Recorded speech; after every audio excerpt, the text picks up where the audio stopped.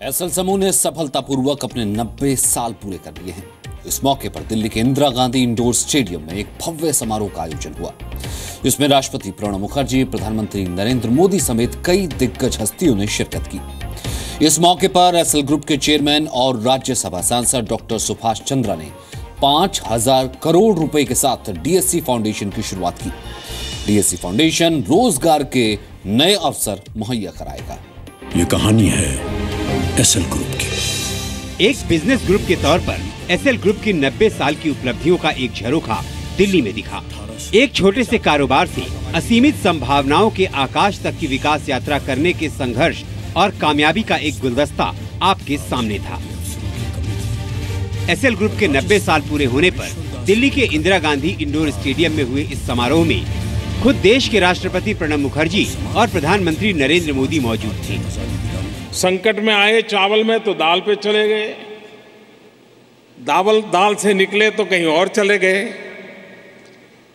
हर संकट को अवसर में पलटने का प्रयास करना।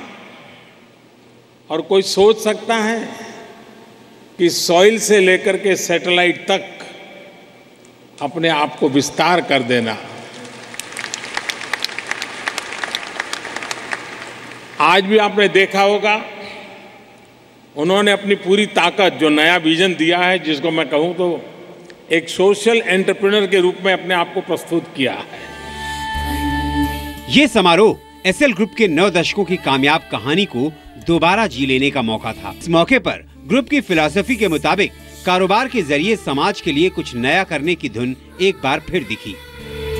प्रधानमंत्री नरेंद्र मोदी के हाथों एसएल ग्रुप के जन सशक्तिकरण अभियान सारथी की लॉन्चिंग की गई।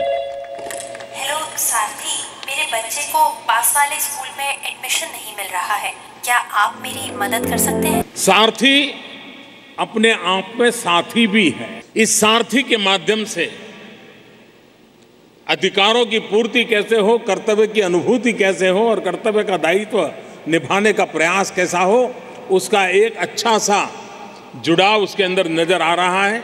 मैं इस कल्पना के लिए आपको बधाई देता हूं और मुझे विश्वास है कि समाज के उन लोगों की आवश्यकताओं की पूर्ति में टेक्नोलॉजी के उपयोग से लोगों की सहायता करने का एक बहुत बड़ा काम इसके द्वारा होगा।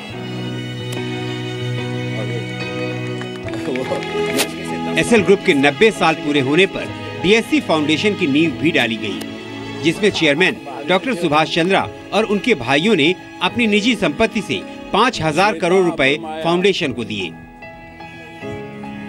जो भी समस्या हमारे देश के नागरिकों के, समाज के सामने पीछे अभी तक आती रही हैं या आगे आएंगी, उनको एक नई लकीर पे चलकर नया समाधान ढूंढना। और उस लकीर पर, अगर लकीर पर चलेंगे तो एक का एक ही लाभ होगा, एक के सामने एक का ही लाभ मिलेगा। लेकिन इस नए रास्ते से हम 10 या 100 गुना लाभ ले सकें, इस डीएससी फाउंडेशन का काम उसको पहुंचाना होगा। और समाज में अपनी मुसीबतों से लड़ने की शक्ति लोगों में पैदा करनी होगी, कैपेसिटी बिल्ड करनी होगी, ये हम सबका मानना है। समारोह में एसएल ग्रुप यंग एट 90 के अपने उत्साह को साकार कर रहा था, सकारात्मक तौर पर आगे बढ़ने के अपने संकल्प को दोहरा रहा था। World is one news. वहाँ मौजूद रहे राष्ट्रपति प्रणब मुखर्जी ने अपने भाषण में इसी बात को कुछ यूं रखा। व्यूज में differ but not the facts.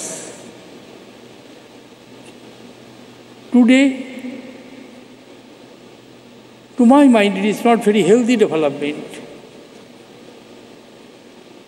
To some extent, to be anti-establishment is the fashion of the day. But one need not think that simply being anti-establishment is making a positive contribution to the society. Lot of positive things are taking place in our day-to-day life. SL group के इस समारोह में कारोबार के क्षेत्र में नाम कमाने वाले कुछ खास लोगों का सम्मान भी किया गया। श्री पीयूष ओछमलाल, चेयरमैन वाघ बकरी श्री मुर्तजा गोराकीवाला, मैनेजिंग डायरेक्टर वॉकहार्ट।